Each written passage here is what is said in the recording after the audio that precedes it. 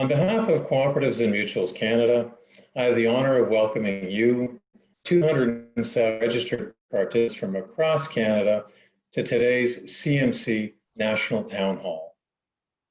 De la part de Cooperative Mutuelle Canada, j'ai l'honneur de vous souhaiter la bienvenue aux 270 participantes et participants à travers le Canada à cette Assemblée publique nationale. I'm Andre Beaudry, Executive Director of CMC. As we start today's town hall, we would like to recognize that Cooperatives and Mutuals Canada's headquarters is located on the unceded territory of the Algonquin Anishinaabe Nation. I will now speak in French. Nous tenons également à saluer l'ensemble des membres des Premières Nations et des peuples inuits et métis pour leur rapport précieux, passé et présent dans la région.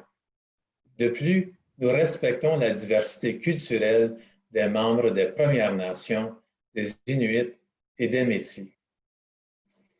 Our hosts for today's National Town Hall are, from Vancouver, British Columbia, please welcome John Kay, Chair of the CMC Board of Directors and CEO of Realized Strategies Cooperative. I will now speak in French. J'aimerais également vous présenter notre co-modératrice pour l'Assemblée, Madame Sylvie Naud. Sylvie nous rejoint de la Ville de Québec et elle est administratrice sur la CA de CMC. Dans sa vie professionnelle, Sylvie est directrice de service pour le Consortium de ressources et d'expertise coopérative. Merci beaucoup, Sylvie et John. La parole est à vous. Thank you very much, Sylvie and John. I hand the presentations over to you. Thank you very much. Thank you very much, Andre, and welcome. Good morning, good afternoon, fellow cooperators. As CMC is a national and bilingual organization, simultaneous interpretation is available throughout our town hall. You can access it by clicking on the interpretation button at the bottom of your screen and by selecting the desired language.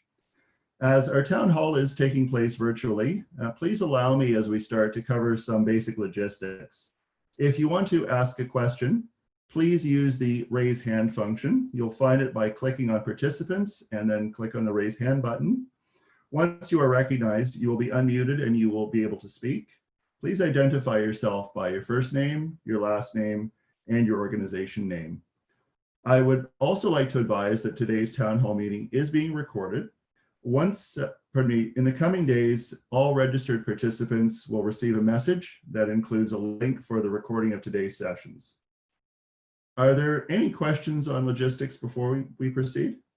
And again, if you have a question, please use the raise hand function. Okay, hearing none then. Fellow cooperators, as the news broke that Mountain Equipment Co-op, Canada's largest consumer cooperative and a very well-known retail brand for over 50 years, was being sold to US-based Kingswood Capital Management, many of us turned our thoughts to what comes next. The Canadians had a very strong reaction to the news of this sale, as we saw in the media and as well through the initiatives of organizations such as Save MEC or Sauvons MEC. This reflects a very deep-rooted desire within the cooperative sector in Canada, not only to safeguard MEC, but to protect the rights of our members and the principles and values upon which our cooperative sector is based. The MEC decision doesn't just affect one cooperative, it affects every cooperative in Canada.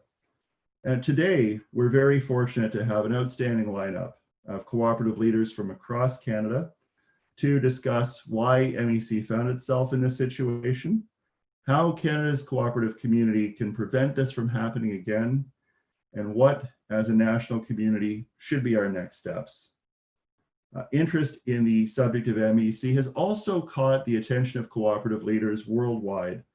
And I'd like to acknowledge that today we're joined by some of our international cooperative colleagues, including from the United States, our friend Urban Kroll, who is the chair of the board of NCBA CLUSA and the executive director of neighboring Food Co-op Association. From New Zealand, Roz Henry, who is the chief executive officer of Cooperative Business New Zealand. And also from the International Alliance of Cooperatives, Frank Lowry. Frank is a member of the ICA Cooperative Legal Committee and was formerly Senior Vice President, Senior Counsel, and Secretary of the Cooperatives Group. Before we launch into today's town hall, CMC would like to disclaim that we anticipate many different opinions and points of view will be presented today. We encourage engagement and feedback. The presentations that you'll hear today are based on publicly available information. As you know, MEC's restructuring is an ongoing process, and as such, the details may change. However, our focus today will be on how we, as a national community of cooperators, can work together to prevent a similar situation from happening again. I'd like to now turn it over to my colleague Sylvie. Bonjour et merci d'être avec nous pour cette Assemblée nationale. Il me fait donc plaisir de vous présenter nos premiers panélistes, deux intervenants, soit M. Marc-Andre Pigeon et Mme Karen Miner. Ils vont nous faire part aujourd'hui de leurs commentaires sur le fameux dossier MEC. Pourquoi ici cesser d'exister? Donc, Marc-André œuvre comme professeur avec policy de l'Université de la Saskatchewan. Il agit également à titre de directeur du Center for the Study of Cooperatives. Pour ce qui est de Karen, Karen est directrice générale de l'International Center for Cooperative Management, qui est affiliée au Sobey School of Business de l'Université St. Mary's. Elle est également vice-présidente du conseil d'administration, au conseil d'administration de Coopérative Mutuelle Canada. Alors, à vous deux, je vous cède la parole. Merci beaucoup, Sylvie. Thank you, John. So I'm going to start. I'm going to present a perspective based, I think John underlined this, on publicly available documents, and then Karen will speak a little bit more to her experience on MEC's board. The other thing I want to stress before I get too far into what I have to say is that this talk that I'm going to be doing here is based on a joint effort between myself and Anthony Piscitelli, who is at Conestoga College in the public service program. So it's important to underline that.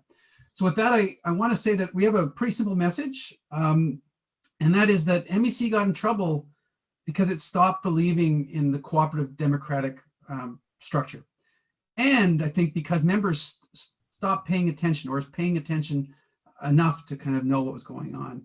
I think there's some good evidence. If you look at the press releases, the news stories that happened around this 2012 and 13 period, and I'll talk more to this slide in a minute, you can see that there was this kind of idea that MEC had become too big, too complex, and faced such a difficult competitive landscape that it was for MEC's management and board, it became hard to imagine that some layperson without the commensurate management experience or professional credentials could contribute to the board in a meaningful way.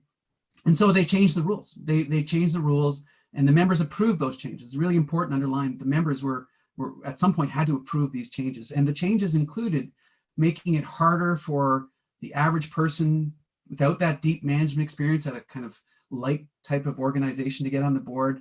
They made it harder for members to be heard through special resolutions. They dropped the word co-op from the name. Now that's not necessarily fatal, but as part of the larger package, it speaks to this kind of erosion of the attachment to the cooperative identity. And these rule changes meant that effectively someone like my colleague Murray Fulton, who studied cooperatives for 35 years, has been on numerous government task forces, knows the cooperative and business world extremely well, probably would not have qualified for that board, nor would many of us on this call, myself included. Now, having said that, there's something intuitively appealing about the idea of, you want skilled people around the board. You want experienced people around the board. That instinct, there's nothing wrong with that. In fact, having a kind of mixed board of some people who have skill, maybe more lay persons, probably the ideal. But then, somehow that idea of a balance got lost. And there's a cost to giving up that democratic structure. And it's a very, very real cost that you end up having kind of groupthink. When I worked in the previous to coming to the University of Saskatchewan, I worked for the credit union system. And in the credit union system, we used to say Main Street, not Bay Street. And actually there is, and part of the reason we would say that is because there's a Bay Street mentality. And I first encountered that Bay Street mentality, and it's that kind of professional mentality when I was a journalist for Bloomberg Business News. And I'd routinely call up economists and bank type people and securities traders, and I'd ask them about what was going on. And within a few months of being at Bloomberg, I could predict what they were going to say. It was because there was a common culture, a common way of viewing the world that filtered out kind of people who had different views. And so when MEC went to kind of very professional board, what they were effectively doing, in my view, and this is a bit of a hypothesis, but there's some evidence, I'll talk to you about it in a minute, they were essentially filtering out alternative views. They were kind of adopting this kind of more Bay Street kind of mentality. And that's what you lose when you step away from that democratic process. You lose that idea that you can pull from all sorts of walks of life and get that diversity of thought, not just diversity of demographics. So, MEC did tout its efforts to diversify its board from a gender and racial and other perspective, but that doesn't guarantee you're going to get diversity of thought. And I think that's what happened. So what I want to show you is this one chart, maybe two. And what I've done here is you'll see I mapped the kind of like I call it the leverage ratio. It's total liabilities to member equity over time. And you can see that for a good long while, until about 2012, this ratio was very low and very healthy, under 40%. And then in 2012 and 13, the years where these governance changes were approved and then took effect, you can see that ratio starting to increase. And then it dramatically increases afterwards. And along that path, MEC made some big operational changes that flow directly from the strategy discussions that presumably happened at the board level. They took on a whole lot of new products. They rebranded. They built a new head office. They opened branches or stores in a whole bunch of cities, and they had plans for more. And so then you see this debt to equity ratio start rising. And if you go to the next slide here, please, if we can go to the next slide. There you go. This is just another chart showing, kind of mirroring that idea. Orange line is the key one. It's the selling and administrative expenses. And you can see after that 2013 period, there's a little dip, and then it started growing very, very smartly. So there was kind of an expense problem associated with this expansion problem that ultimately got them in trouble. But the crucial point is this all happened under the watch of this kind of more professional board that weeded out inexperienced people. And so the question that kind of comes to my mind is, would having these so-called inexperienced people without professional credentials or background, would that have changed the conversation at the board? And I think there's some reason to believe it would have. So I'll close my talk and hand this over to Karen in just a second by saying, as I was thinking about what I want to say today, I was reflecting on all the board members I've met over the years, over 15, 20 years, working in and around the cooperative sector, Desjardins board members, credit union board members, members of the retail cooperative system in Western Canada. And what's always struck me is that these are Main Street, not Bay Street people, but that doesn't mean they're any less qualified or any less skilled or any less knowledgeable. In fact, often I'd say they had this kind of added quality of wisdom. And I think that's what you can lose when you overly professionalize the board. You lose that diversity. A lot of the people I've met over the years have had experience in municipal politics, for example, or local nonprofit boards, or just life experience that they bring to the table and enrich the conversation. And so I think, again, that's what's kind of been filtered out here. And some of the empirical evidence seems to support that there was a pretty dramatic shift in and around that period of 2012 and 13. So I think what you really want, again, around that board is some diversity. When you're trying to set direction, no one necessarily has a privileged view of the future. No one necessarily understands how all the relationships work between an organization like a cooperative, especially, and other cooperatives or other parts of a cooperative system. There's no one that has a privileged view of that. In fact, I think often not being part of that Bay Street crowd can give you a better sense of that. But ultimately, it's also about legitimacy too. As an elected member through a normal democratic process, you have a degree of legitimacy that you don't have otherwise. And finally, I'll say that I'm reminded of something Winston Churchill said, quoting someone else. This is not his actual sentence, but democracy is the worst form of government, or business in this case, except for all those other forms that have been tried from time to time. So it's imperfect, but it does get you something. And it's important to keep that in mind. And I think that's what got lost in the MEC story. So with that, I'll pass it over to Karen for the rest of our talk. Thanks, Marc-Andre. That was a good setup.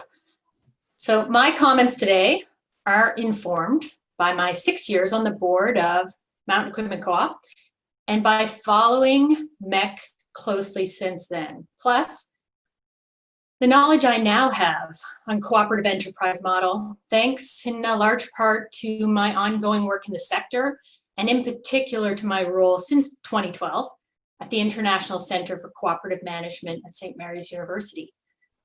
That being said, the demise of MEC is a complex, complicated, multidimensional, emotional, and long story. And I have selected just a few key elements to highlight given the time constraints today. So let's start with purpose. Cooperatives are meant to have a complex purpose. We strive to create broad-based benefit for members and communities. It's not simply about financial return. Cooperatives are people-centered. Member centricity is paramount, and member participation and engagement should be central. So if cooperatives are all about that, why did MEC fail? Well, part of that story is the failure to meet all of the expectations of what it is to be an excellent cooperative. So MEC's purpose has always been about getting Canadians outside and active. This started as wilderness and backcountry focus back in 1971. And about a decade ago, it shifted to include front country and urban activities such as biking and road running. While a subtle shift in wording to wilderness inspired, the impact on the business strategy was significant, and the intention made sense to broaden MEC's appeal and relevance. To support that purpose, MEC's culture was steeped in being active and healthy, being casual, not corporate and stuffy, being a leader in environmental sustainability. Just think about green buildings or 1% for the planet, which was all about sales, not profit as a percentage, contributing to environmental causes. So with all of that good stuff in the DNA of MEC, frankly, the co-op nature got lost along the way, and it actually took us too long to realize and to see that this cooperative worldview had been lost. So let's talk a bit more about that. I was elected to the board of directors of MEC in 2006. This was back in the day when elections did not involve recommended candidates. And the board that I was part of between 2006 and 2012 was comprised mostly of intelligent, talented, and passionate people. This included one of the MEC founders, Sarah Galling. Sarah pushed for co-op authenticity, and she influenced me deeply along the way. However, a depth of cooperative knowledge was not the norm for the board or management. And in spite of that, MEC is the reason that I am so deeply engaged in the cooperative sector today, both nationally and internationally. That being said, in my case, it was serendipity. In 2006, 2 directors were selected to participate in a 3 cooperative learning experience, including 2 weeks in the Emilia-Romagna region of Italy.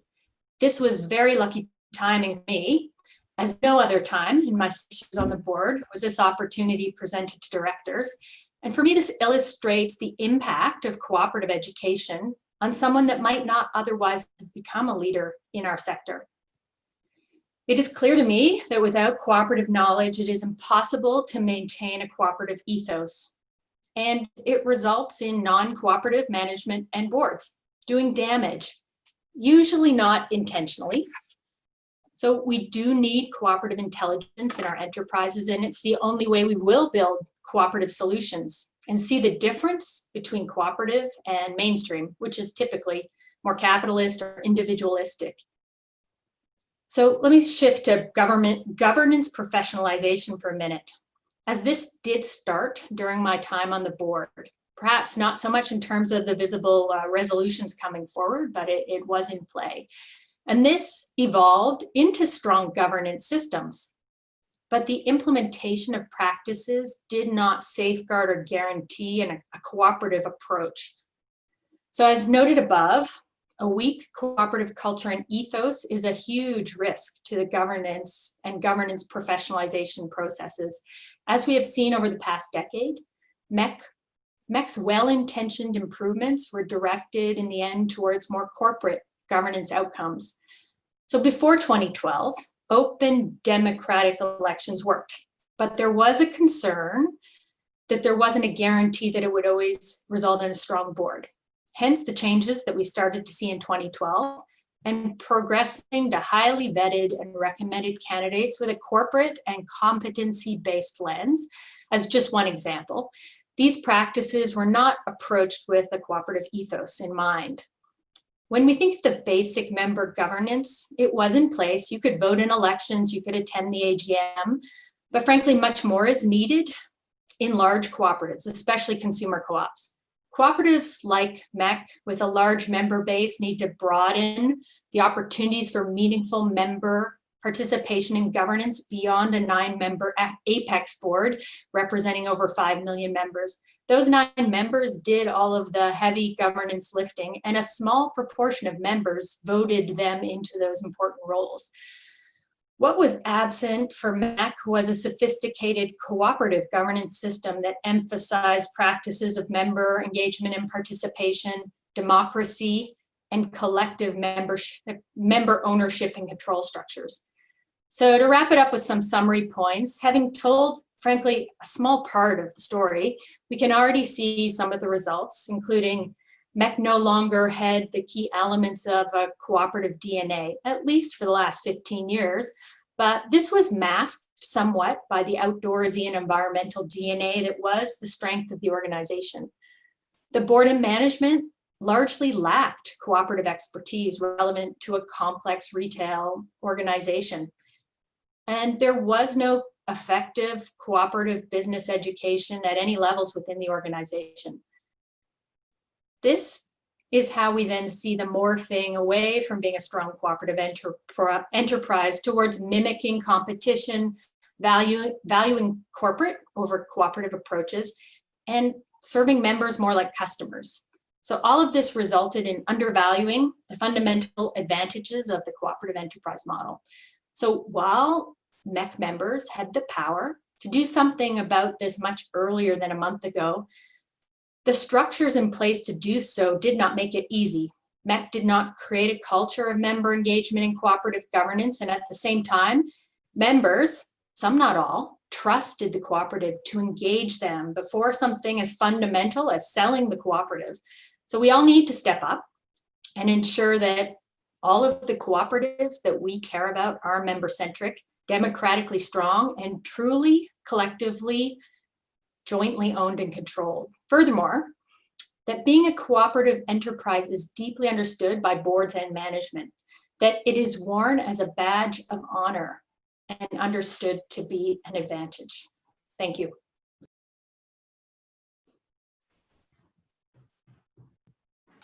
Merci beaucoup à vous deux. Ça fut très intéressant comme commentaire. En fait, ça met très bien la table pour la suite de notre discussion. Alors, John, je te laisse la parole.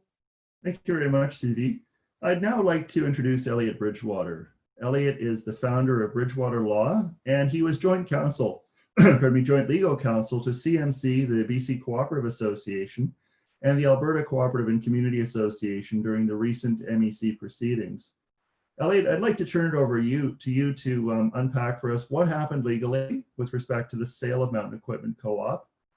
Where does that leave us? And what options do we have in terms of remedies to address future scenarios like this? Good afternoon, everyone. Thanks again to CMC for including me in this conversation. It's truly an honor to be here, and it has been a privilege of my career to be able to work on this matter. I do believe that we've accomplished a lot, regardless of the decision. I think there are some very strong next steps that we can take to strengthen the cooperative movement and avoid the weakening of the structures that Karen and Marc-Andre just really insightfully covered. So I was going to go over a little bit of procedural background to highlight the timeline that we were working with. So on September 14th, it was announced via the media, essentially, that MEC had applied through the jurisdiction of the company's Creditors Arrangement Act for a stay of proceedings with the Supreme Court of British Columbia. It was also announced on that date that they had entered into an asset purchase agreement with Kingswood Management. Following that announcement, we ended up meeting the next day, would have been the 15th, to discuss what kind of response the associations could have and what really the risk would be to the sector of such a precedent being set. That would permit essentially the sale of all of the assets of one of the most significant cooperatives in Canada without any member engagement, consultation, or approval. So from that date forward, we worked vigorously at deriving a response, including an application for public intervener status. So by the time the initial hearing, which was called the comeback hearing, was organized for the 24th, we had representation. We had submitted an application for intervener status, and that date was then set forward to the 28th. It was adjourned because of a scheduling issue. So we started on Monday the 28th. Over the course of the weekend, we were able to swear and file affidavits of board member for BCCA, Ben Hyman, as well as Andre Beaudry, who all of you are familiar with today, and Bill Omican, who is a U.S. cooperative attorney and expert and happens to be a colleague of mine as well. We also submitted a written brief that reviewed the law, especially with regards to the constitutional issues that this case addressed. The relevant parties to this case were the MEC board, a consortium of banks led by RBC that held the credit facility of approximately $100 million, and the various landlords, so probably approximately 22 in total, that variously agreed with the proposed sale, and 2 of which contested, as well as the Save MEC group. So the associations in our application were not parties, we were interveners, so we could indirectly support the submissions and the requests of the parties, but we could not make requests ourselves. We could only make submissions on the basis of the public interest. I'm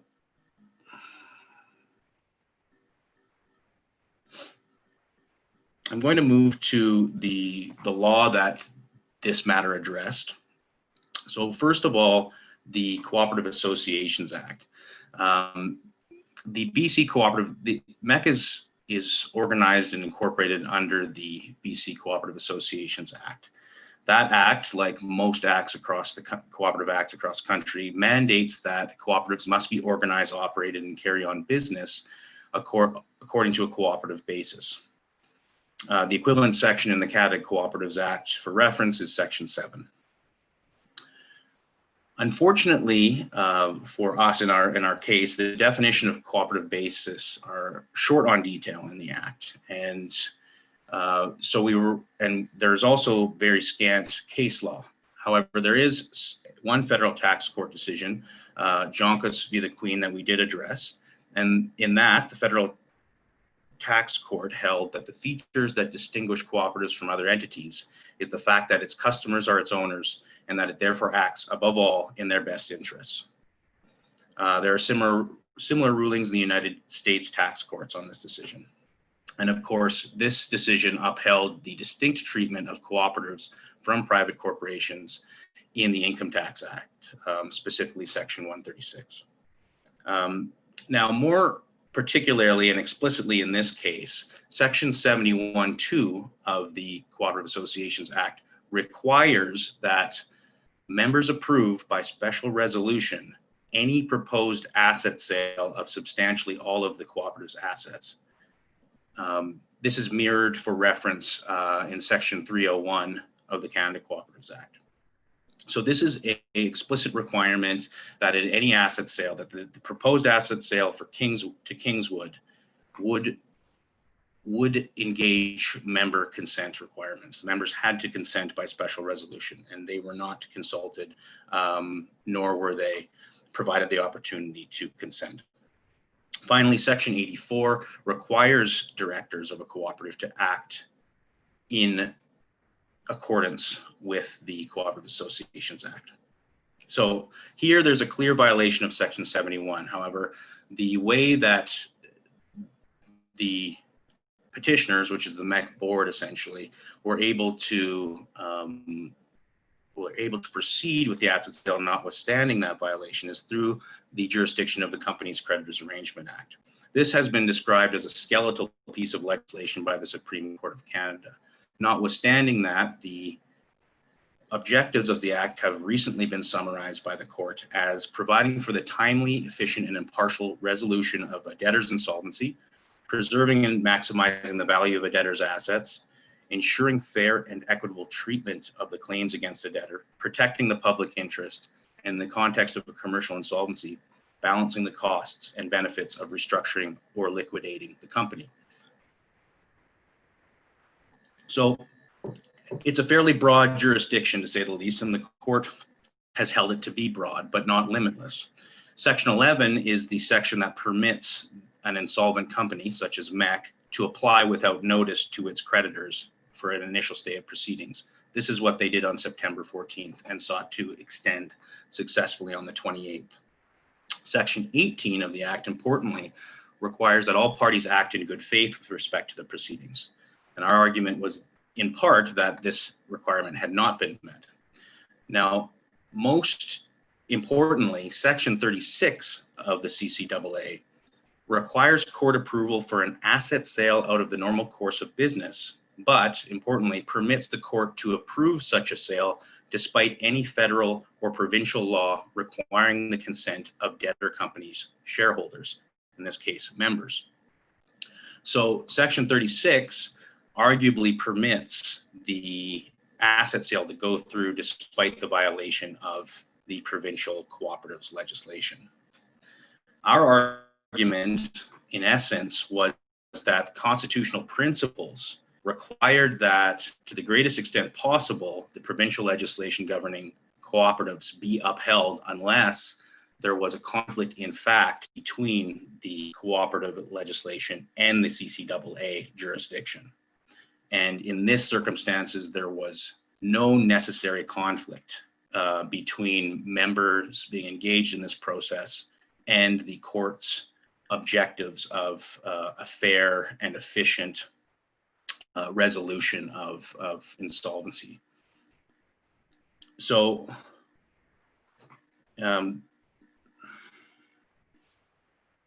this is consistent with decisions, recent decisions by the Supreme Court of Canada. However, there's when we do not have a decision from the court yet as to why it did not adhere to this. However, this is something that we'll be looking at very closely when the written decision by Justice Fitzpatrick is released. Next, I'm moving on to the member group. So again, the purpose of our intervention was not to support the member group per se. It was to support the fairness of the process and to uphold the laws governing cooperatives to the greatest extent possible during proceedings that risked throwing them in with with equivalent corporate legislation and precedent, especially in the absence of a great deal of cooperative precedents. The member group, in contrast, had to be focused on a viable alternative. And to say that this was nearly impossible is almost an understatement, given that this group had essentially 2 weeks to come up with a viable alternative to a $150 million asset purchase agreement without access to the detailed financials of MEC at that time. So very difficult and a very valiant effort on behalf of that group, I would suggest. The other arguments made by the member group was a charter argument pursuant to Section 2D of the charter, which is freedom of association. This is an argument that would be very familiar to labor rights advocates in essentially upholding the rights of an association to gather and to be protected and to not be prejudiced by these proceedings. Now, an oppression remedy, which is also in the legislation, would provide recourse for members in the event of a violation of a fiduciary duty of a board. So in this circumstance, there has been a clear violation. There is an arbitration proceedings, I understand, especially regarding the delay of the AGM, which was set for June 2020 and was then delayed to December 2020, despite the fact that the bidding process for this asset sale transaction was occurring simultaneously. So moving forward, which is the fourth slide, there is consideration of whether an appeal is appropriate. It's definitely possible, although we are running out of time. I'll note that the decision from Justice Fitzpatrick was released on October 2nd. Of course, that, as we all know, decision in very parsimonious language approved the asset sale without providing any reasons. So the associations can't apply for an appeal because, again, there was only granted intervener status. However, the most obvious appellant would be either the member group or one of the two landlords, or the two landlords that opposed the stay of proceedings in the asset sale. They have essentially till Thursday to file this appeal, and we understand that they're not proceeding. As such, I won't get into the different kinds of appeals. I'm happy to answer that question if it comes up. The CC, so in terms of how we can go forward with ensuring that this doesn't happen again from a legislative standpoint, I see two main approaches. I'm happy to have a conversation on this though. First of all, changing the CCAA and perhaps bankruptcy rules. This is a tough road to hoe. This is a difficult undertaking. However, I would suggest that if the Federal Income Tax Act can recognize the distinction between cooperatives and private corporations, perhaps bankruptcy and insolvency laws should as well. Of course, the easy counter argument to this would be that this would weaken creditor recourse under insolvency proceedings, which may impact the availability of credit to cooperatives going forward. And I think that's a conversation that should continue. I'm not necessarily advocating one way or the other, but this is something that the feasibility should be further analyzed. The other and perhaps more straightforward approach would be to amend cooperative legislation to provide safeguards for member engagement and member approval of substantial decisions affecting the finances of a cooperative. So one that would be relatively straightforward and intuitive would be to strengthen the provisions for a cooperative to enter into a debt obligation over the entire undertaking of the cooperative. So this is actually discussed in Section 71A of the Cooperative Associations Act. It's currently termed in permissive language so that a cooperative may provide for rules to require member consent for such a debt obligation. However, it could be changed to require that, and that would prevent or that would essentially safeguard members being able to participate before a cooperative enters into something like an insolvency trap. So to conclude, I would suggest, and perhaps this is harsh language, but this may be a wake-up call for the cooperative movement as a whole. As my friends pointed out above, the cooperative movement is as strong as the relationship between members and board leadership. When this relationship is permitted to erode, it will weaken the model regardless of the laws governing cooperatives. However, I do suggest that there can be safeguards put in place. And whether this is CCAA or this is a united effort to amend cooperatives legislation to provide those safeguards, I think it would be an appropriate next step. And I would encourage the sector and perhaps the very intelligent minds here today to further discuss and perhaps educate ourselves about what it means to organize, operate, and carry on business on a cooperative basis. And perhaps we can inform the legislation and legislators to that extent. Thanks again. Thank you very much, Elliot. I'd now like to call upon Michael Barrett, the President and CEO of Gailey Foods Cooperative, to ask a question to Elliot. Michael, are you there?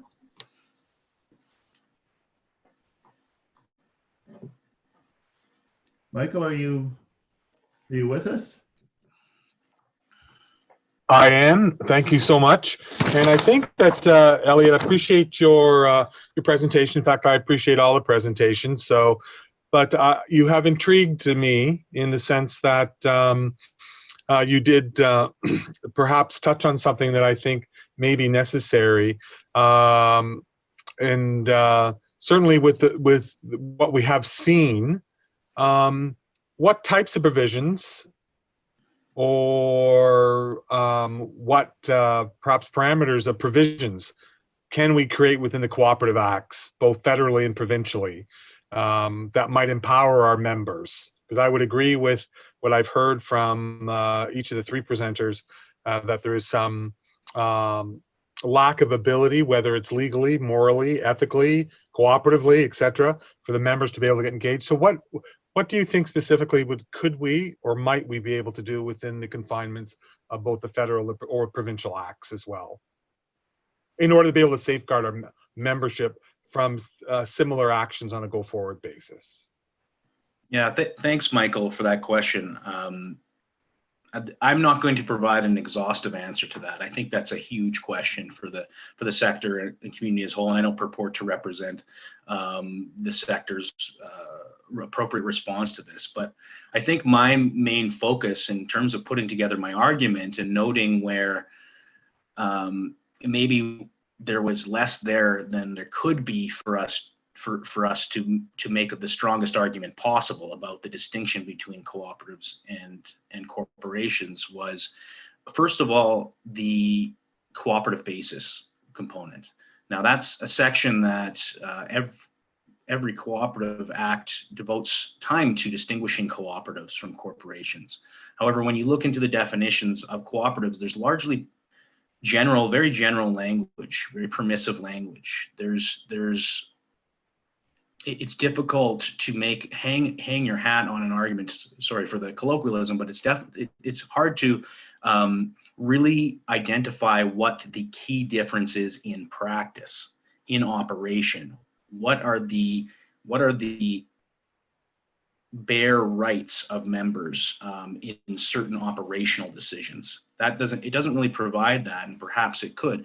And so that's where I get into the Section 71 argument, is if there was a requirement. So if I had looked at that section and I saw, oh, there's a requirement that the members consented to such a huge debt vehicle, such as the RBC Consortium's credit facility of approximately 100 million. And it was before that even higher, 130 million. And it was originally entered into in 2017. So that was 3 years ago, and if had members been engaged in that process, then,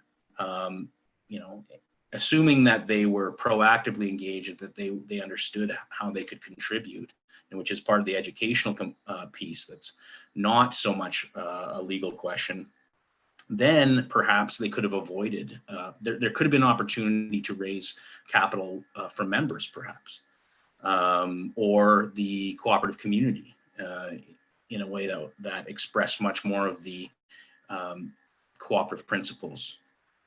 So there may be certain trigger points in the Act that should be researched in where would it be appropriate for members to have to consent or have to be notified in advance. Because that would be a section that a legal argument can be focused around.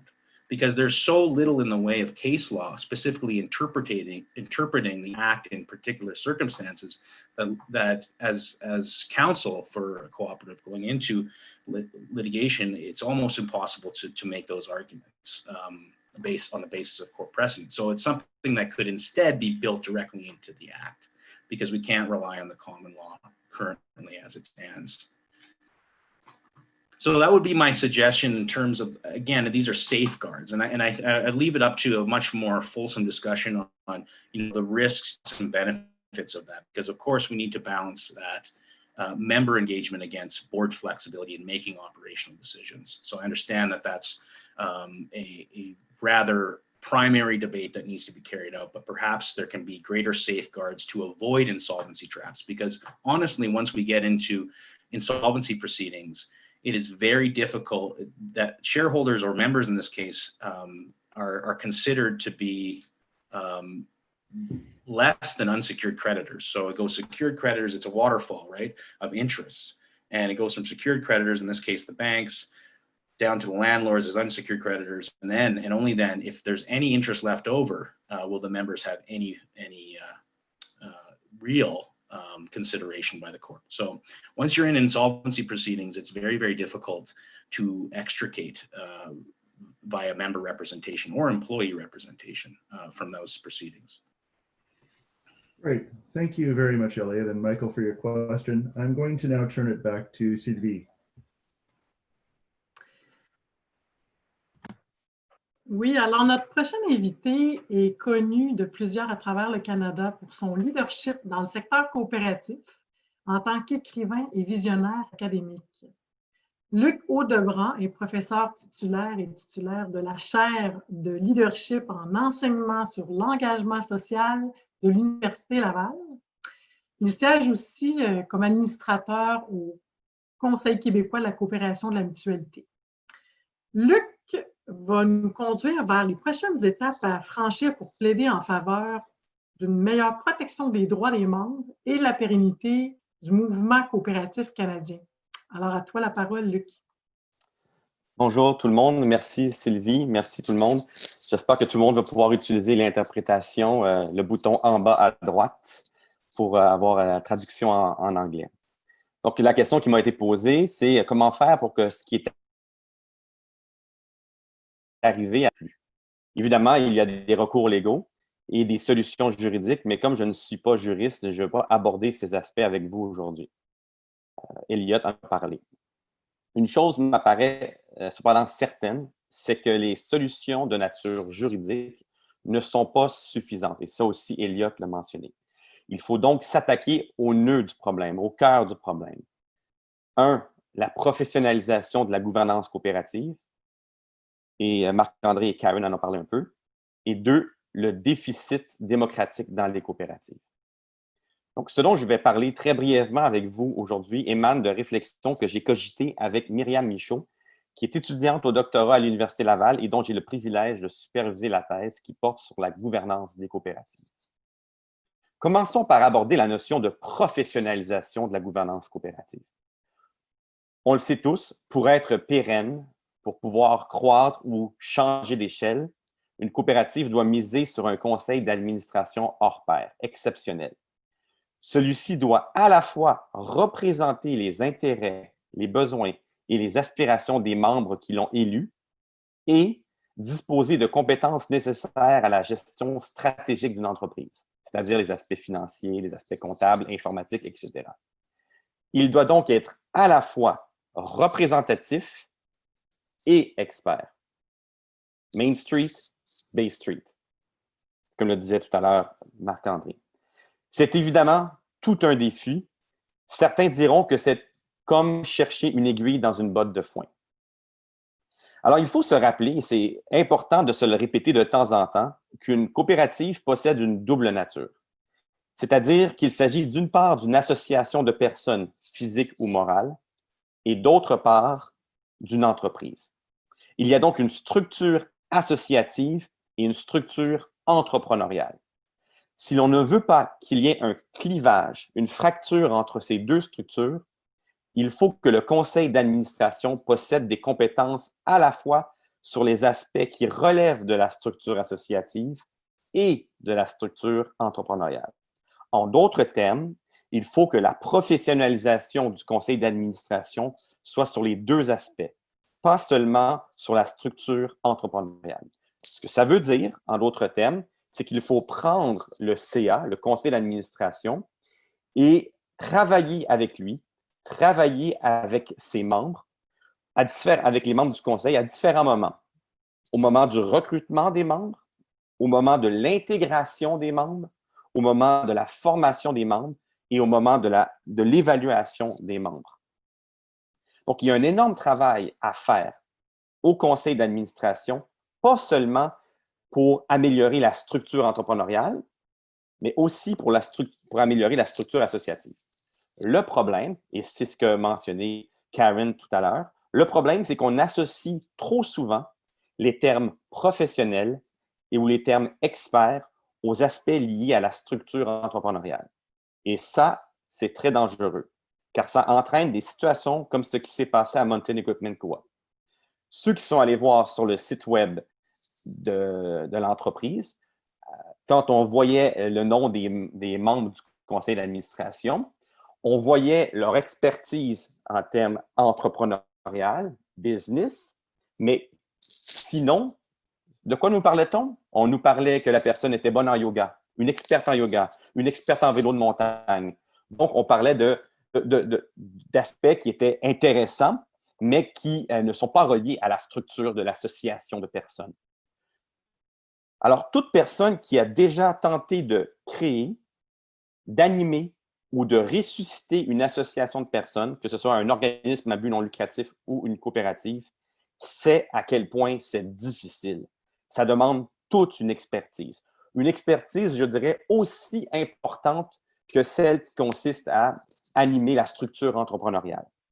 Je relisais récemment l'ouvrage classique « Rules for the Radicals » de Saul Alinsky, dans lequel il parle des défis de l'organisation communautaire. Ce que j'en retire, c'est qu'il faut que les conseils d'administration soient créés de telle sorte à soutenir et favoriser la vitalité associative. Il faudrait peut-être que des organisateurs communautaires ou des travailleurs sociaux siègent dans tous les conseils d'administration des coopératives canadiennes, quelle qu'en soit la taille. Encore mieux, il faudrait que chaque membre d'un conseil d'administration soit formé à l'animation d'une communauté de membres. Chose est sûre, il faut repenser la gouvernance pour que celle-ci soit proprement coopérative. C'est-à-dire que la professionnalisation, parce qu'il faut une professionnalisation si on veut croître et changer d'échelle, que cette professionnalisation tienne compte de la structure associative autant que de la structure entrepreneuriale. Ceci m'amène à un deuxième problème qu'il faut tenter de régler, c'est-à-dire le déficit démocratique dans les coopératives. On aime se faire croire que les coopératives sont de bons incubateurs de démocratie, que la participation dans une coopérative nous prépare à être de bons citoyens. Malheureusement, ça ne fonctionne pas comme ça. À ma connaissance, il n'y a aucune étude qui prouve qu'être membre d'une coopérative fait d'une personne une meilleure citoyenne, du point de vue de sa participation à la vie démocratique. En fait, je crois qu'on a tout faux. Il faut que l'éducation à la citoyenneté précède l'implication dans une coopérative. Parce que dans une société qui est de plus en plus individualiste, où règne de plus en plus le chacun pour soi, il faut que l'éducation à la citoyenneté soit enseignée le plus tôt possible. Il faut aussi que cet enseignement ne se concentre pas sur la démocratie représentative, le fait de voter une fois tous les 4 ans, mais sur la démocratie participative, c'est-à-dire la participation à la démocratie comme partie intégrante de nos tâches quotidiennes dans tous les espaces de notre vie. La démocratie n'est pas une caractéristique innée des êtres humains, et ça, nous le savons. Elle doit être inculquée avec un fort accent sur les outils qui permettent de faire émerger deux choses, qui permettent de faire émerger l'intelligence collective, et ça, nous en avons de plus en plus d'outils pour faire émerger l'intelligence collective, des personnes qui sont en contexte démocratique, mais aussi des outils et des façons de penser qui permettent de faciliter la prise de décision. Entre la majorité simple et le consensus, il y a plein d'autres outils qui sont disponibles, dont la méthode du consentement, la sociocratie 3.0. Il existe plusieurs outils. L'éducation à la pratique de la démocratie est la responsabilité de chaque coopérative. Et je crois que plusieurs coopératives n'en font pas assez, clairement pas assez pour le 5e principe coopératif. Mais c'est également une responsabilité du système d'éducation dans chacune des provinces et de la société dans son ensemble. En conclusion, la principale leçon à retenir de la débâcle de Mountain Equipment Co-op est qu'une association de personnes ne doit jamais baisser la garde et tenir pour acquise sa propre vitalité. À l'instar d'un couple, il faut continuer de nourrir les braises si on ne veut pas que le feu s'éteignent. Et à l'instar d'un pays avec un régime démocratique, il ne faut pas laisser trop de pouvoir entre les mains de quelques personnes, même bien intentionnées. En d'autres mots, il faut prendre soin de l'entreprise, certes, mais aussi de l'association de personnes qui est au cœur de l'entreprise. La chute de Mountain Equipment Co-op doit surtout agir comme un signal fort. Elliot parlait tout à l'heure du « wake-up call ». Un signal fort que la gouvernance démocratique est fragile et qu'on doit en prendre soin, comme tout ce qui est précieux. De plus, si on prend au sérieux l'idée que la démocratie ne doit pas s'arrêter aux portes des usines et des entreprises, et je crois que chacun d'entre nous ici prenne cela au sérieux, il faut redoubler d'efforts pour que les personnes, c'est-à-dire les employés, les consommatrices, les citoyennes, se sentent interpellées par la gouvernance des entreprises et qu'elles soient habilitées à y participer. Merci beaucoup. Merci beaucoup, Luc. C'est vraiment intéressant. Très intéressant, inspirant pour la suite des choses. On va passer maintenant à une séance de questions ou discussions à des gens précisément interpellés. On va commencer par céder la parole à une invitée spéciale aujourd'hui qu'on a en ligne, qui est la sénatrice Lucie Motion. Alors, peut-être, Madame Sénatrice, êtes-vous présente, Madame la Sénatrice?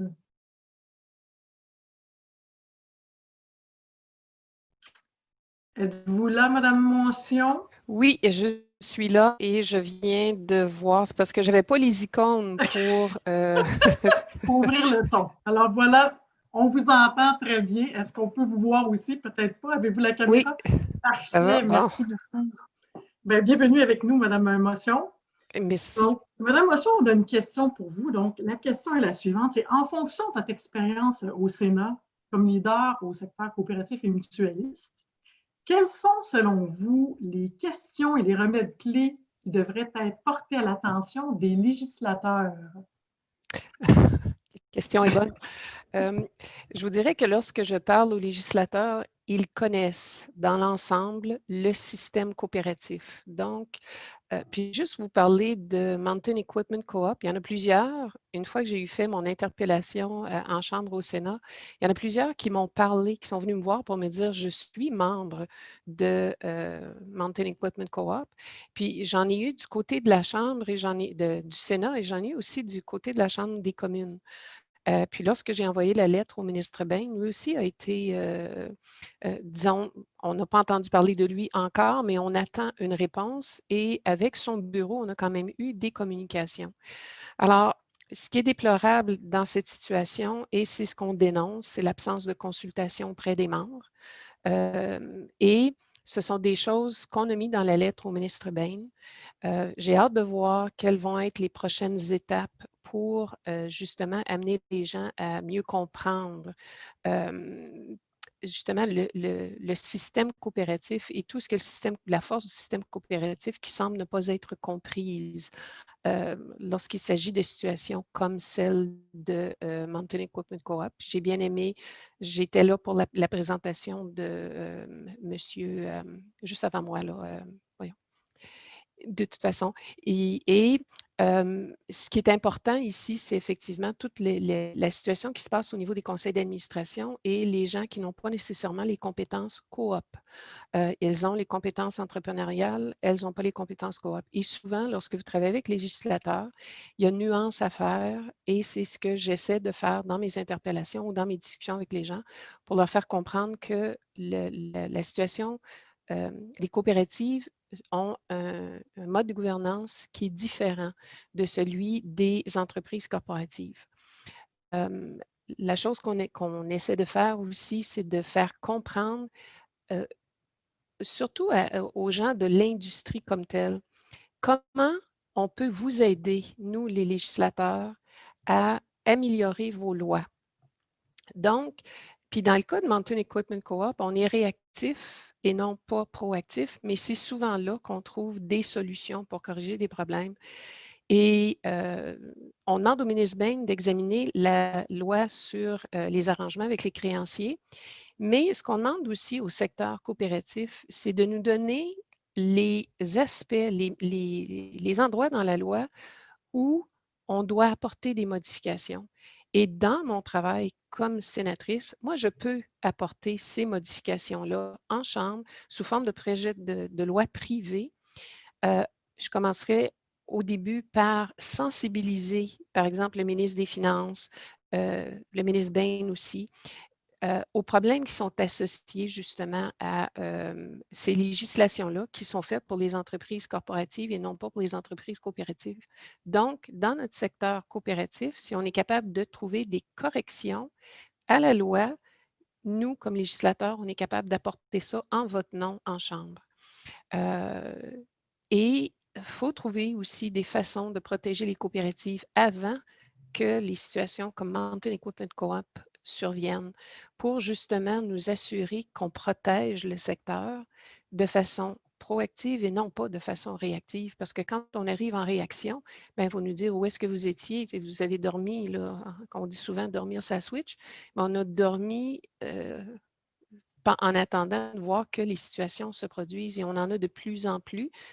À l'heure actuelle, ça devient encore plus critique et plus urgent de trouver des façons d'éviter que d'autres MEC se produisent et qu'on protège justement ces entreprises-là qui sont canadiennes et qu'on veut garder au Canada. Merci beaucoup, Madame la sénatrice. Ça me fait plaisir. John, je pense qu'il y avait des questions aussi. Thank you, Sylvie. And I would now like to ask a question to Frank Lowry again with the International Cooperative Alliance's Committee on Cooperative Law. Frank, are you with us today?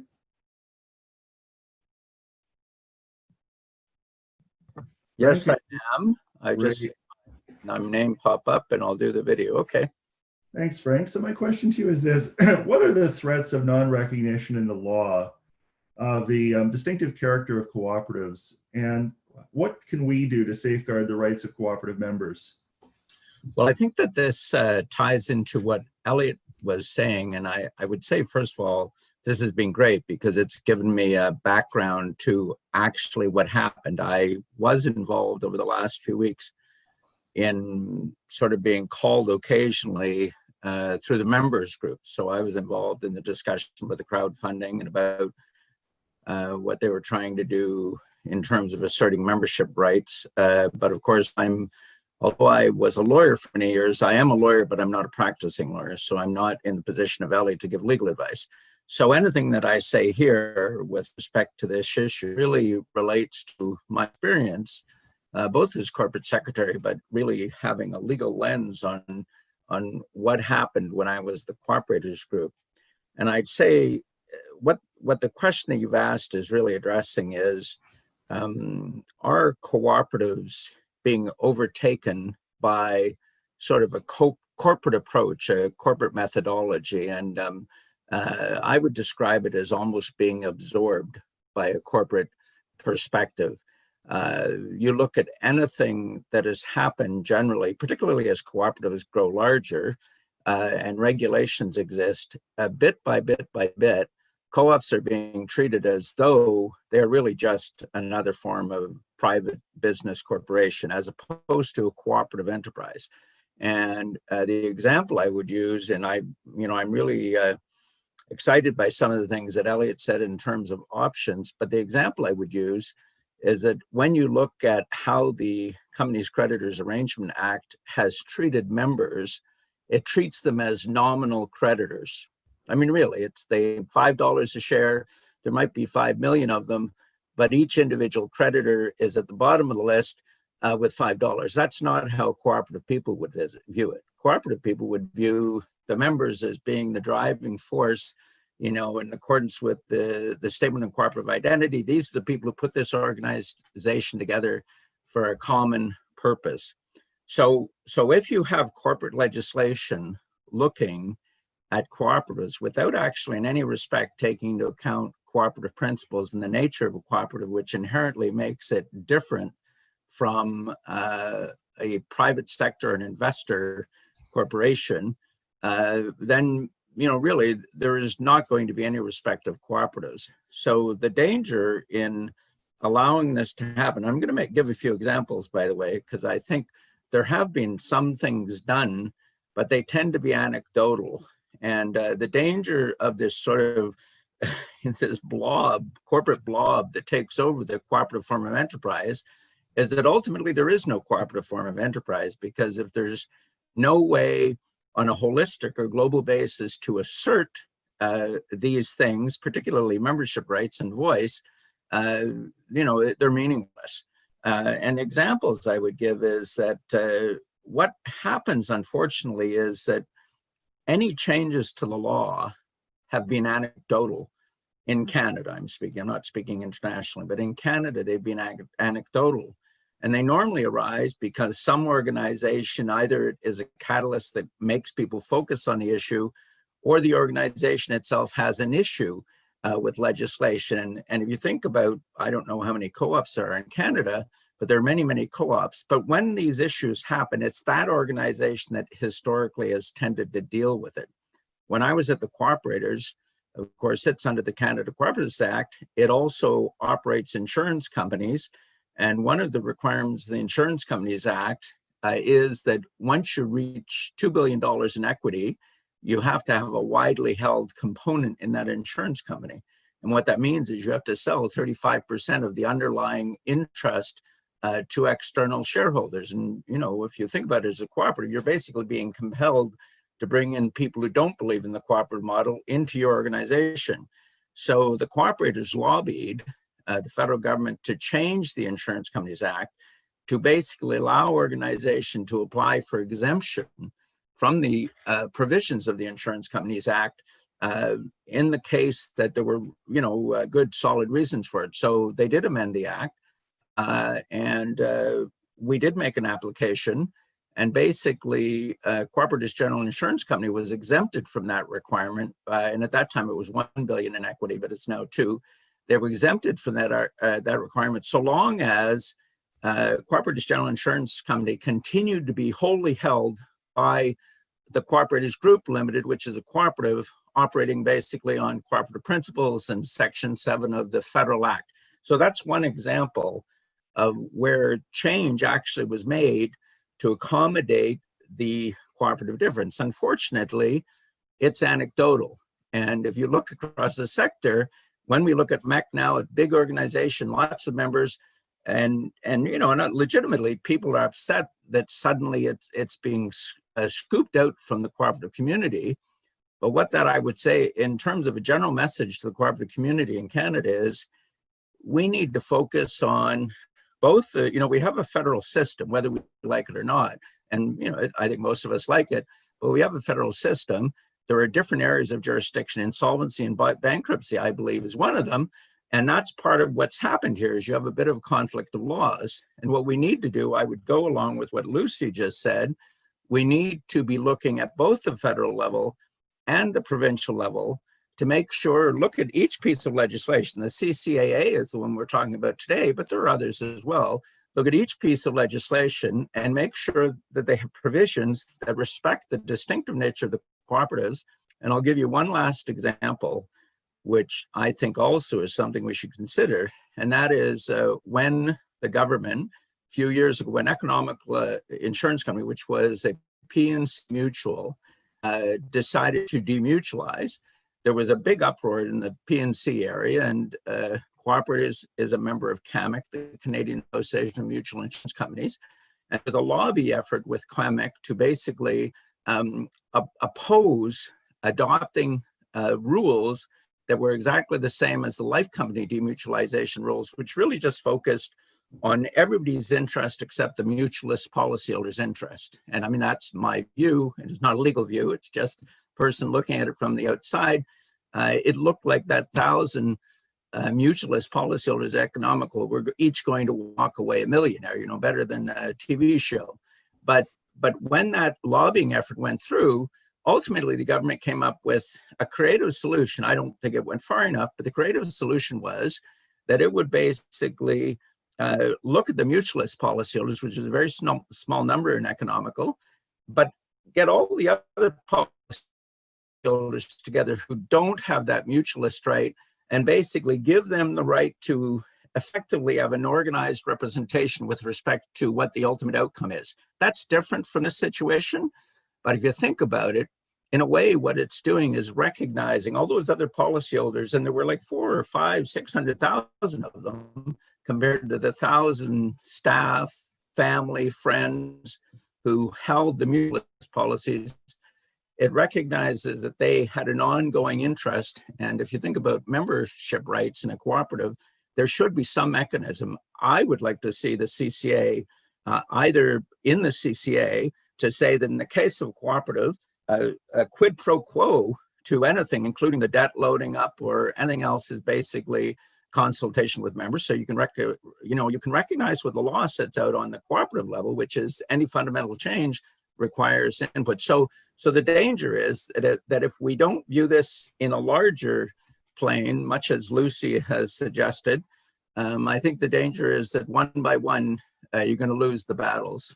And I'm not, like MEC itself, I'm in discussions going there. I like the stuff Elliot was saying. It's too bad that, I don't know if it's a money issue, but it sounds to me like it's well, and I'm saying again, not as a lawyer, I'm not a practicing lawyer anymore. I say it sure sounds like a case I would love to appeal. So anyways, that's the best I have. Thank you very much, Frank. Very in-depth and insightful answer. Kevin Harding, if you're with us, I'd like to call upon you to answer a question as well, Perfect. Hello, John. Thank you. Hey, Kevin. So we've touched on this already, but I'd like to ask you again. So how the heck did the board of Mountain Equipment Co-op arrange to sell the assets of the cooperative without consulting the members first? Yeah, I think this is the question that everyone's asking, and that we've had a really good discussion over the legal mechanics by which this happened so far. I think that Marc-Andre and Karen and Luc Audebrand and others have discussed the fact that in January, the board of directors of Mountain Equipment Co-op started to look at their financial sheets and realized they needed to fix a leverage problem with a loan. They at first started to look into refinancing, and then very quickly determined that their only option, in their opinion, was to sell the co-op. And what members felt throughout this process is that when they started to go down this particular path with specific kind of advice, that they didn't at all ever stop to consider asking the members to be part of a process to rescue the cooperative and keep it as a co-op. And I think that that's what the member group, the Save MEC, Sauvons MEC group, worked on trying to prove, was that the board didn't talk to us. The board went through a piece of legislation that allowed them to lock the members out of the process, and that had they come to us as members and told us the depth of the problems and asked us to participate, that we could have built a credible and viable alternative proposal.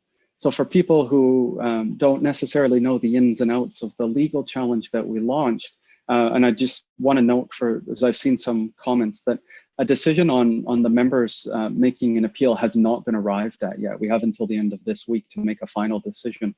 But what we did in conjunction with social impact investors, with brave cooperative sector partners like the Co-operators and their addenda mortgaging group, is we gathered together a massive group of people from across the sector who would be interested in looking into MEC's financial situation and presenting an alternative. And we had $110 million offered up to start, along with operating loans and the Cooperative Development Investment Foundation and Co-operators group, all willing to examine the situation and see what they could do.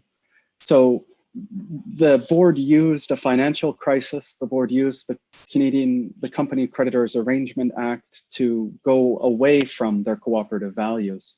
But I think one of the true impressive and amazing stories is how the members, through Save MEC, Sauvons MEC, leaned into the cooperative values. We built up an organization in just 10 days of hundreds of volunteers, hundreds of thousands of people signing petitions and donating funds to a legal challenge, where we accepted everyone with the skills that they brought, with what they could bring to bear on a cooperative basis to try to save our co-op. So if we start from what happened, a financial crisis, a federal piece of legislation written in the 1930s for big banks, to a sale, to a potential appeal, to what goes forward, I think the key message that I'm hearing from everyone is that we really, really need to lean into our cooperative values. The members in just days built something amazing, and we're still building something amazing. And with partners like CMC and others around this table, we can continue to do that. We can rebuild what needs to be rebuilt and change what needs to be changed. So I really deeply appreciate your question and this forum, Jim. Thank you very much, Kevin, and for your answer, and also for everyone who is on the town hall. I may not be familiar with Kevin. He led the Save MEC group, and I just want to thank you, Kevin, your colleague Yul Herbert, who I know is with us today, and everyone who's worked with you. It's a monumental effort that you mounted in a very short period of time, and you have the gratitude, the entire Canadian cooperative sector, for your work over the last number of weeks and the work to come. I think, colleagues, what we have learned from today is that we have some serious questions about how we as a national community of cooperators can work together to ensure that this kind of a situation doesn't happen again. Based on what Sylvie and I have heard today, I think we've very clearly heard that we as a national cooperative sector need to take action in a few key areas. The first one I would point to is governance. I think we've heard very, very clearly that there are weaknesses in our system of cooperative governance. I've noticed some good discussion back and forth in the Q&A online about the need to strengthen our governance, but also to recognize that there is a real challenge as our cooperatives grow, that potential for a democratic deficit or for governance to become much more corporate rather than cooperative. So how can we as a national cooperative community address that problem? Do we need national curriculum? Do we need an accreditation model that requires directors of cooperatives to be recertified every 3 or 5 years? We've talked a lot as well about legislation, about the challenges that our provincial legislation presents in protecting the democratic rights of members, and also the challenges that our federal bankruptcy laws create by not currently recognizing the unique characteristics of cooperatives, and particularly the importance of members of cooperatives have a democratic and final say in decisions of this nature. So how do we develop the tools? How do we move forward to address the challenge of our current legislative frameworks? So, again, in true cooperative fashion, how can we as a national community come together to tackle these problems? I would like to put out 2 suggestions as to how we at CMC think we could tackle these issues. The first is, should we establish a national leadership table to review our legislative frameworks across Canada and propose what next steps should be? That table could include the leadership of our cooperative sector, their in-house legal teams, their chief financial officers, as well as our own legal counsel. So could such a table provide better collective insights on how we proceed and help us take the next steps that are required in order to do that? Secondly, when we think about governance and we think about the rich experience and the knowledge of everyone in this call and those of us across our cooperative sector, should we also set up a national leadership table on the issue of cooperative governance? One that would have cooperative and mutual insurance leaders, as well as academics and other practitioners, at a common table to develop a strategy for a national approach to cooperative governance, to best practices, to rules or bylaws, depending on what exists in your province or territory. So those are a couple of things that really came through very strongly.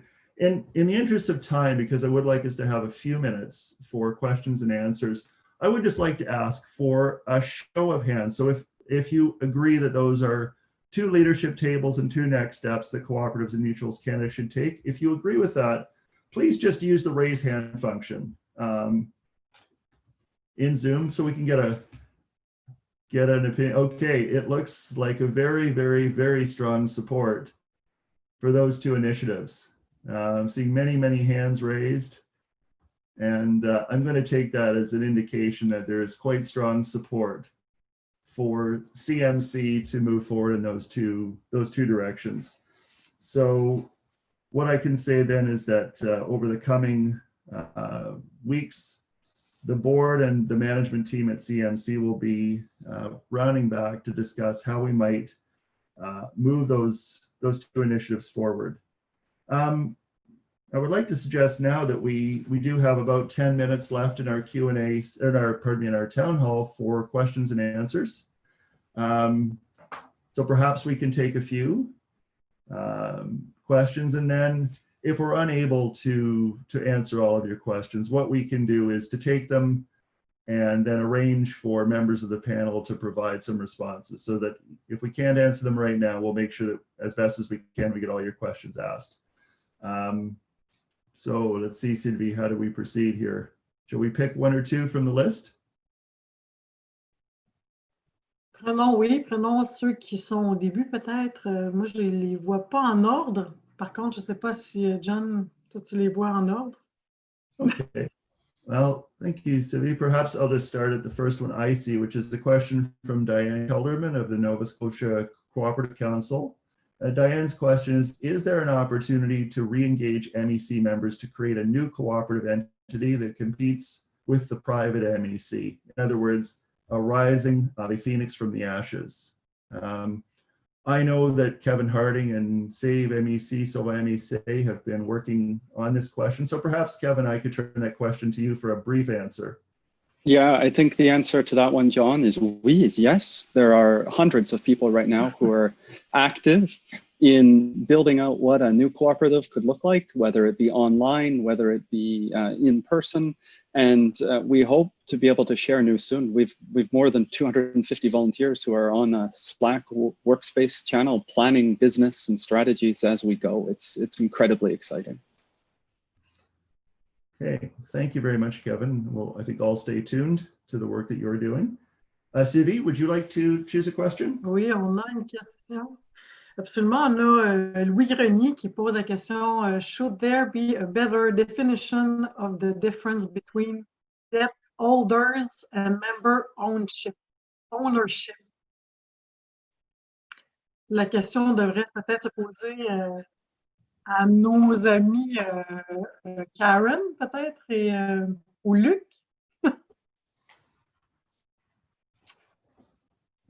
Est-ce qu'on a une réponse pour M. Grenier?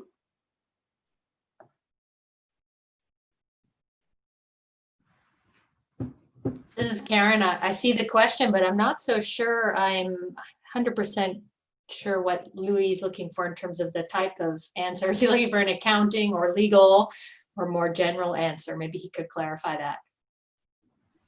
Est-ce que M. Grenier peut prendre la parole et nous dire quelle est sa question?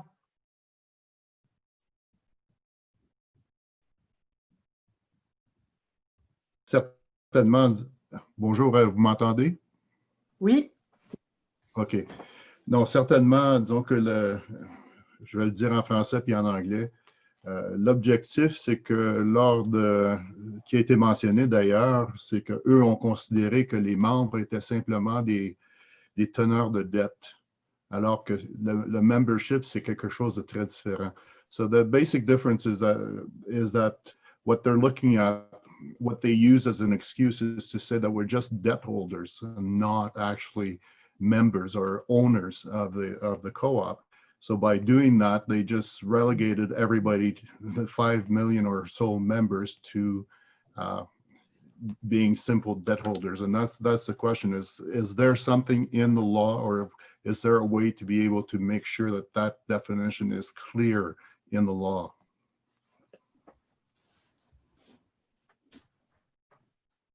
Perhaps On a un panéliste qui veut répondre, Elliot. Yeah, perhaps I'll take a bit of a stab on that. So it's actually the opposite of that. So members are considered to be equivalent to shareholders in this process, which are equity holders. Debt holders are actually placed in priority to equity holders. So and at the top of that list is secured debt holders. So that's obviously secured means can mean mortgaged, right? So the the secured creditors in this sense, the banks, the bank consortium actually had mortgages against all the property of MEC. So they came in first. Second were the unsecured creditors. So those are landlords. Those would also include, credit card companies. It would include anybody that had unsecured debt that wasn't mortgage. After that is actually equity holders. So it's the same as shareholders in a corporation, or that's how the court and in fact the definition in the Act doesn't leave a ton of room for argument as to the distinction between cooperative members and shareholders. It's just so broad, it's so vague. So that is one area that could be tightened up for sure in the Act, but that would require legislative amendment. The kinds that I have discussed should be considered for sure. Hopefully that gets at. So in a way, I suppose you could amend the legislation to hold that members are also in priority to secured creditors or any creditors, and I believe that's has already been kind of put forward. That may be an area that could be put within the provincial and federal acts, but you have to remember that you're still confronted with the insolvency trap of bankruptcy and insolvency, and that may trigger a paramountcy argument, even if the provincial and federal act is very clear.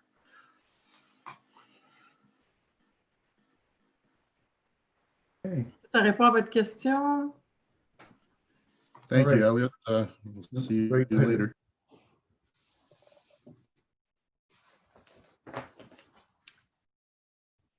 Oui, John? Okay, so we have time for one last question. I'm going to pick one from Robert Ballantyne, which I think, Elliot, is for you. Would you agree with the Mountain Equipment Cooperative Board Chair's statement that, quote, in exercising our fiduciary duty, the board's top priority was preserving jobs and saving MEC from bankruptcy or liquidation, end quote, or was the board really a fiduciary for the membership? Well, it's a good question. Obviously, you don't want to prioritize. I mean, the way the court proceeded is essentially, well, employees have much more of a vested interest in this, and these are jobs at stake. These are people's jobs at stake, as opposed to, you know, the $5 contribution of a member who's essentially a customer. So that's where the court, and it was just taking it on the basis of the circumstances as it saw it. However, the problem with that is that that's really not how cooperatives are structured. First of all, employees are members. Also, membership is about ownership. The first priority of a cooperative is towards its members. And a democratic organized cooperative should also prioritize its employees. So one of the arguments that we raised is that what really prejudices this cooperative, and actually prejudices employees the most, is when you when members feel betrayed. They'll no longer have some of the most loyal customer base in Canada, but that will drastically erode. And so it really prejudices the cooperative as a going concern when you ignore members. So the fiduciary obligation is extremely important in there for members first, because that prioritization will secure the future of the cooperative, including employees going forward. So that would be my response, is that it's fairly clear that members have to come first, but it's not a members versus employees situation. It's actually securing the rights of members and the obligations of the co-op. It will secure employees and the co-op as a viable business going forward. Well, thank you very much, Elliot. Again, thanks to everyone. I'm going to turn it to my colleague Sylvie to close our session today. Merci, John. Je vais maintenant vous demander finalement à Andre Beaudry, directeur général de Coopérative Mutuelle Canada, de poursuivre la rencontre pour vous présenter les prochains points à l'ordre du jour. On s'en va vers l'appel à l'action, le lancement par CMC du fonds Une Coop, toutes les coops, du titre de cette assemblée, qui vise en fait la défense des droits des membres des coopératives et valeurs coop au Canada. Donc, André. Merci beaucoup, Sylvie et John. Et puis, comme écho de ce que Kevin Harding a dit, c'est tout à propos de nos valeurs coopératives et mutualistes. Et ça a guidé nos actions depuis la décision de MEC à être vendue, et ça va continuer à guider nos décisions et les pas que nous allons prendre. I basically just said that I wanted to thank Kevin Harding from Save MEC for his comment about our co-op values, because it truly is our co-op and mutualist values that guided all of our steps and our decisions since the Save MEC decision, since the sale of MEC decision was published. And our values will continue to guide the steps that we take in the future. As members of Canada's national community of cooperators and mutualists, I'd like to thank you all for being with us today. We had 270 confirmed participants today, and over 160 of you at any given time are with us today. Merci en tant que coopératrices et coopérateurs et mutualistes de chaque province et de chaque territoire d'être avec nous aujourd'hui en ce temps important dans l'histoire des entreprises collectives au Canada. I'll now speak in English. As we all know, small changes have significant consequences. Today, we've discussed a decision by a BC Supreme Court justice, which to many Canadians simply represented the sale of an insolvent business. But to us, it's a decision that has a profound implication on one co-op and every co-op in Canada. As you know, CMC works on behalf of its members through advocacy, communications, and member engagement strategies to advance the interests of the sector. The MEC decision has, for the past month, absorbed a significant amount of CMC's resources internally in the areas of legal advocacy, communications, and external relations work to advocate for the protection and well-being of the sector. So, and at this time, CMC has a full-time team of 6 employees. I'll now speak in French. L'appel à l'action que je partage avec vous aujourd'hui, chers coopérateurs, coopératrices et mutualistes, au nom de notre conseil d'administration dévoué et de mon équipe de collègues tout aussi dévoués, est une invitation à toutes les coopératives et mutuelles du pays à se joindre à CMC pour continuer à faire progresser nos relations juridiques, nos communications et nos relations externes pour nous assurer que notre communauté nationale de coopératives et de mutuelles détient les outils appropriés pour s'assurer de la protection des droits des membres et la pérennité de notre secteur. I will now speak in English. Under the leadership of my colleague Danielle Brunette, CMC will be launching a fundraising campaign later this week to ask for your support to contribute towards the One Co-op, Every Co-op CMC fund to cover our additional legal, communications, and external relations costs. We've already received contributions to help cover some of our legal costs from 3 cooperatives, one of them being a member and 2 non-members. We hope they'll be future members. And although we genuinely appreciate their help and support, if we're going to take on this challenge, which will not be resolved in weeks, it will be several quarters before we can see some significant results, CMC will need to broaden its community of support. So all CMC members, as well as the 4,000 cooperatives and mutuals in our CRM, will be receiving an invitation this week to support our efforts. We would ask that you consider this invitation to contribute to the One Co-op, Every Co-op fund to help support these continued legal, communications, and external relations costs. As John said, we want to ensure that we don't have future situations like MEC, which affect every co-op in Canada. I'd like to thank you all for being with us today. I'd like to thank our co-hosts, John and Sylvie, for having done a brilliant job. I'd like to thank our panelists, Karen, Marc-Andre, Luc, Elliot, and I'd like to thank my entire team for their hard work for putting this together. Je cherche à vous remercier toutes et tous pour être avec nous aujourd'hui. et c'est un plaisir d'avoir la communauté nationale de coopérateurs, coopératrices et mutualistes avec nous aujourd'hui. Merci beaucoup. Back to John and Sylvie. Well, thank you very much, Andre. And again, thanks to everyone for joining us today. I think that concludes our town hall. And if I can just echo the words of our Chief Medical Health Officer in British Columbia. So during these times, I would wish you all to be well, to stay safe, and to be kind to one another. And take care and have a great week.